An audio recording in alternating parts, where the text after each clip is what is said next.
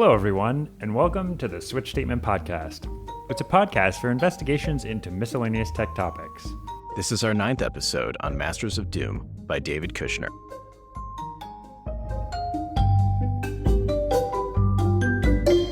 Hey, John. What's going on? Hello, Matt. It's going quite well. How are you doing? I am doing all right. No news to report. Do you have anything interesting in your life? Not really. I mean, I just went to Florence and saw the Duomo, which was really, really cool. Now, what is a Duomo? So the Duomo is a massive church, one of the largest churches in Europe, and it has, I think, the largest dome. I mean, at least from that era. It's a larger dome than the Pantheon, which is another kind of famous dome structure built during ancient Roman times. And I actually read a book about the dome's construction called Brunelleschi's Dome. Very interesting book. If you're interested in domes, I'd recommend it.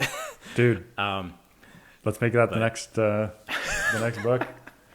I mean, it was interesting from an engineering standpoint because it discusses all the various just contraptions that Brunelleschi had to devise. I mean, the guy was a genius, like no doubt in my mind. He was like, and it's funny because a lot of these things were invented back during Roman times when the Pantheon was constructed, but he basically had to reinvent them because this was during the era where knowledge would just get straight up lost. Yeah. But yeah, so he invented or reinvented a bunch of stuff. It was cool. But today we're talking about video games, not talking about domes. Unless, I don't know, were there any domes in Doom domes? Well, I don't know if John Carmack cared about domes, but he did care about Ferraris. He's a famous fast car guy, and this chapter starts out with him buying a Ferrari and being disappointed at how slow it is. That's hilarious. Which is it's just very John Carmack. So he There is a funny point early on where they talk about how the Ferrari dealer like kind of thumbs his nose at the idea that like someone would tinker with the Ferrari. Like this is a machine given to you by God. Like you're not going to touch it. Carmack was like, shh, get the fuck out of here. This is just another machine. Yeah, I thought this was good writing because it plays into how Carmack works so well, where, he bought this absolutely top of the line, height of technology device. He was disappointed with it, and he immediately wanted to like tinker with it himself to improve it. And that's what he did. He contacted some mechanic. I want to say his name is Norwood, and the mechanic was able to install a turbo into John Carmack's Ferrari so that he could go 140 miles an hour on the highway.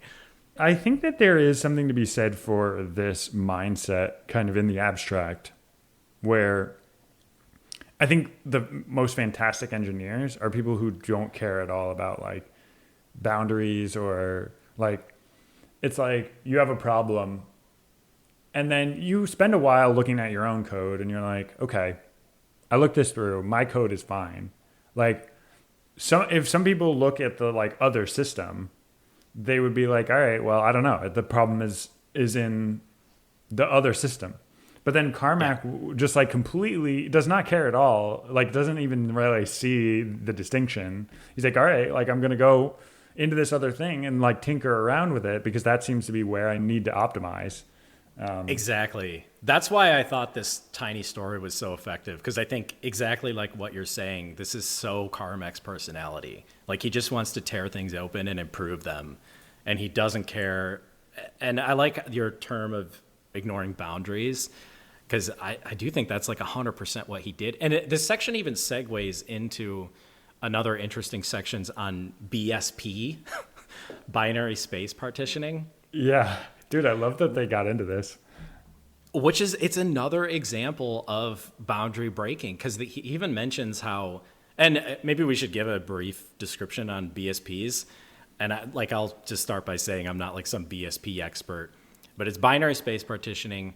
The idea is that you take a space and you partition it into subspaces, and then you can take each of those subspaces and partition them again. It's a recursive algorithm, so it can get arbitrarily deep. And that way, if you have this BSP, you can very quickly hone in on individual parts of your scene, and then you're dealing with this little micro part of your scene. So for instance, if you're calculating collisions, it's a very cheap operation to say like, oh, this entity that's in a whole other quadrant of the scene is not colliding with this other entity. You know, I don't have to do any of the more expensive like mesh collision calculations because they're not even in the same, you know, octant.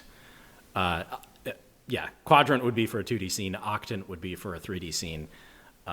So anyway, it's a way of just hyper optimizing things. And they discuss how Carmack used this to hyper optimize the rendering of Doom. It's incredible. The whole boundary breaking aspect of it is Carmack applied BSPs to his 3D engine, which was like a very novel thing at the time.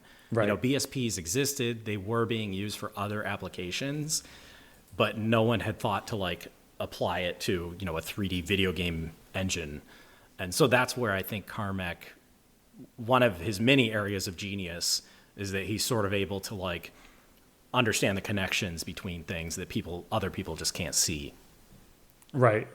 And that's also goes back to our idea where like being exposed to these new ideas and like combining them in novel ways is sometimes like even more powerful than like having the idea itself, you know, because you see how it can be used. Exactly. They mention a newcomer, Sandy, who I really... Yeah, what did you think of Sandy? Dude, I love this guy. The way they discuss him is hilarious because, like, he's Mormon, and the team is initially nervous about hiring a Mormon. They're like, we don't want some religious fanatic on our team. But it turns out that Sandy fits right in. Like, he just starts blowing demons up, and he just has no problem with what they're doing. Yeah, talk about not judging a book by its cover. I mean, Romero is like very directly like, I don't want a religious person on our team. Yeah. And I mean, it really just speaks to like jumping to conclusions. It's like, okay, if this person's religious, like they're not going to be okay making a game about demons. It's totally wrong. And he's like literally a card carrying Mormon. Like they do this basically. Romero does this accidental like Mormonness evaluation where he kind of goes down the line, but you're not like a card carrying Mormon. And Sandy whips out his card, like, but you don't wear like the underclothes. And he's like, I got him right here. They are just kind of further reinforcing that just because you are an adherent to a particular religion, like, doesn't mean that you're not okay with like working with these things. You can kind of have that mental separation where it's like, this isn't real life. Exactly. That's one of the things they say about Sandy in this chapter is, you know, they're just cartoons. He has no issues with it because it's purely just a cartoon. So I really like Sandy. I think he's a cool guy. I feel like they talk about him a lot more in this book, and he's just an overall cool guy. Yeah. It just felt wrong, though. It's the kind of thing where you really liked the last guy, and like, they left on a sour note. So the new person has a role they just cannot fill. Sandy sounds cool, but I also hate him a little bit because right. He's replacing the Tom. Replacement to Tom. Yeah. Yeah. Although, I mean, at least in terms of fitting in with the rest of id, it does sound like Sandy has very complementary level design skills to Romero. Yeah. They both design great levels, but they just approach it very differently. Whereas they mentioned in the last chapter that Tom's levels, I feel like they used the word banal. Like they just said his levels were boring, basically. Which could have just been the difference of opinion sort of manifesting itself. But it does appear that Sandy's sensibilities fit in much better with the rest of their level design. Well, it speaks to three different approaches that you can take where it's like, I think in a world where Tom is, you know, cares a lot more about story, he has this like very realistic scenery. And it's like, yeah, it's not like super brash and like bold and with all these colors. But if you're telling a story where you care about the characters, you don't need the environment to be super dramatic. And then Sandy's levels are not beautiful, but they're super fun to play, which kind of speaks to his history. He got started playing pen and paper games. He really cares about how fun is it to actually play. Like, he's not necessarily a visual designer. And then Romero, it's like, yeah, I want this to look awesome. But he's not as good at making something that's like super fun to play. Exactly. They mentioned one of my personal favorite games of all time, Myst. Myst. They don't have kind things to say. Yeah, dude, Myst, I feel, is still one of the top-selling games of all time.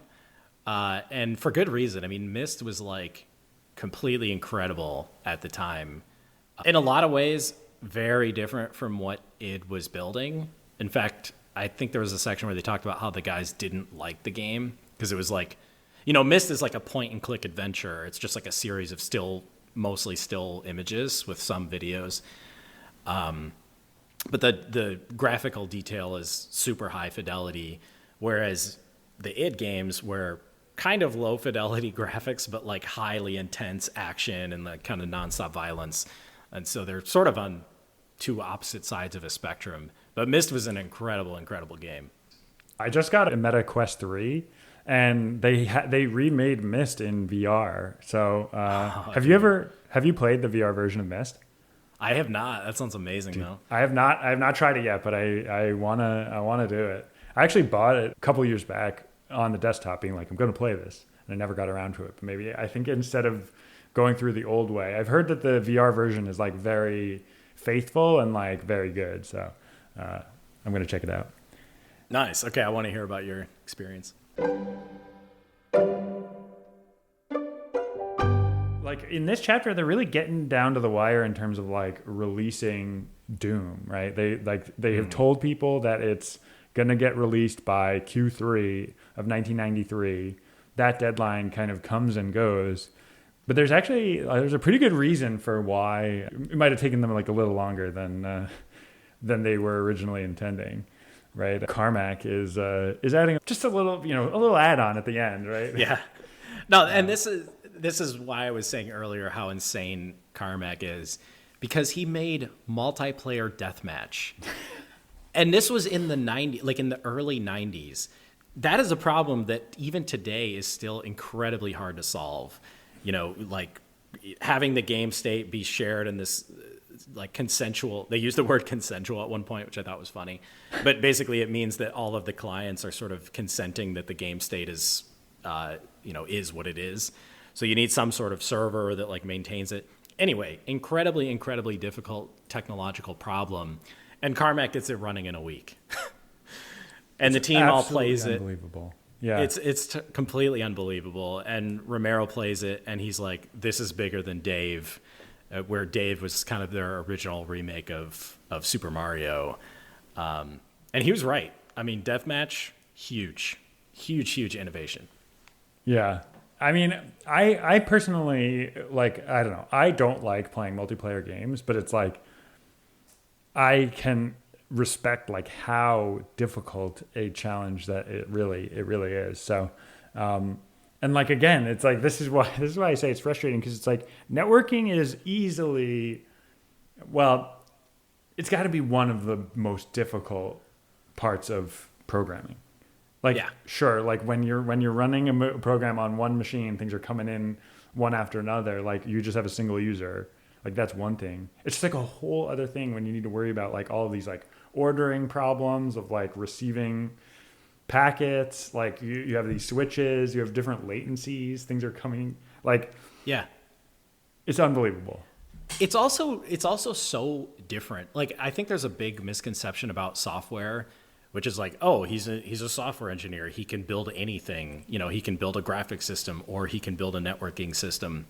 But developing those two systems, it's almost like two different expertises. I mean, it is two different expertises that you can literally spend your whole life learning. So Carmack's ability to jump between, completely innovating the world of 3D graphics, and then just in a week completely innovate the world of like video game networking software, it's completely insane. And it's just a testament to how amazing he was.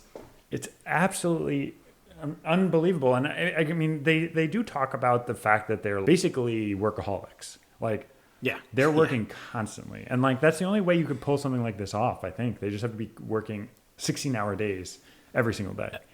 Oh, yeah. No, there was actually a point, just to bring it back to my Florence, Italy trip. So we saw these Michelangelos. You know, Michelangelo did the Sistine Chapel, which is this just utterly unbelievable, massive fresco painting that exists on the top of the this chapel that abuts the Vatican. But he also did all these sculptures all over Italy and Florence and Rome. And at one point I turned to a guide and I was like, how did Michelangelo even accomplish all of this? You know, did he have like a bunch of cronies sort of working for him? And the guide was like, dude just worked nonstop. Like never put the chisel down, never put the brush down.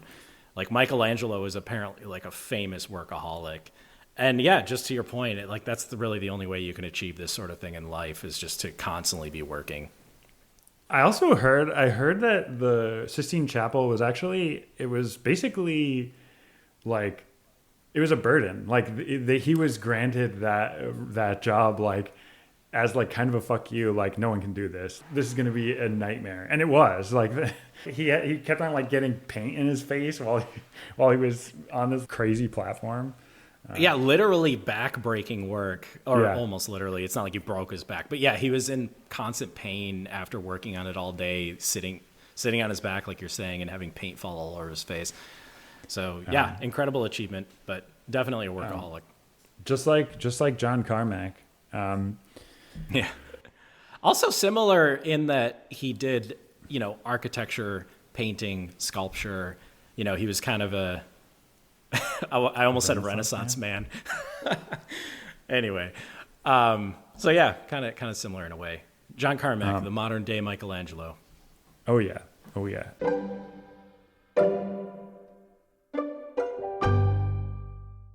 So when, at the end of this chapter, we start to get to where like the rubber meets the road about like their new distribution model. And this is something that I did want to bring up in terms of like, in the shareware, they actually had to ship people physical games, right? Like they gave them a little bit and then they had to ship them a real game. Someone had to like pay the money and then they needed to ship them a game. Yeah. But it sounds like they did not do that for this game, right? Yeah, I did not realize this, but it sounds like they just uploaded the game to some university FTP, which I found hilarious. I was like, this can't be real. But I guess that's how they released it. That poor little server didn't know what hit it. They crashed immediately when they finally like released the thing. 125 concurrent users. Like, I don't know. That part just cracked me up. Yeah, I know. It's like it is funny to hear those numbers because it feels like okay. At the time, I guess the internet was so new that like they had maybe 10 students at the university who needed to use it simultaneously. So it couldn't hold up the weight.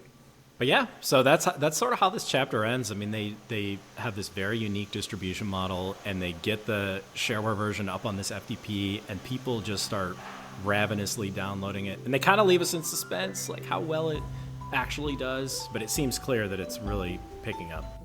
The demand is certainly there. So we'll have to wait until the next chapter to see how it actually goes. Yep. All right. Well, I'll see you next time, John. See you next time, Matt.